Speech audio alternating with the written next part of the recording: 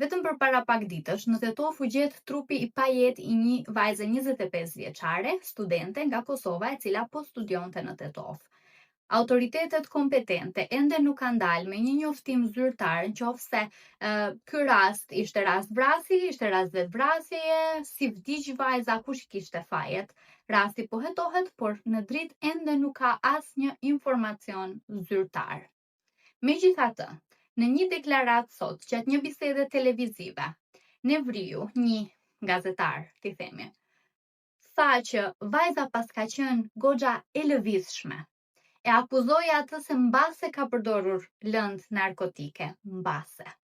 Të gjitha këto spekulime të cilat përforcojnë stereotipet që vajzat i kanë gjithmonë fajet, edhe kur janë të vdekura, edhe kur ende nuk ju ka pushuar trupi mirë nën tokë. Ne vazhdojmë të drejtojmë gishtin nga vajzat.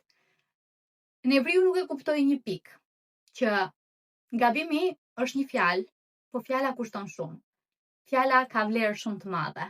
Preku një familje e cila ka humbur dikën shumë të dashur dhe ende nuk po e pranon faktin që e ka humbur, në ndërkohë që mediat po shpejtojnë të drejtojnë gishtin nga dikush. Të mos harrojmë edhe raportimin jo etik, ndarjen e fotografisë, ndarjen e emrit dhe mbiemrit. Të gjitha këto janë të dënueshme me ligj. Megjithatë, unë personalisht sot kam njoftuar shoqatën e gazetarëve të Maqedonisë për rastin, kam njoftuar platformën Parazi Gjinore për rastin, dhe në ditët në vazhdim pritet që të gjithë të marrin hapat e duhur për t'i treguar vendin Nevriut, po edhe gjithë njerëzve për t'ju treguar që nuk bëhet shaka, nuk është një çështje që mund të thuash çfarëdo.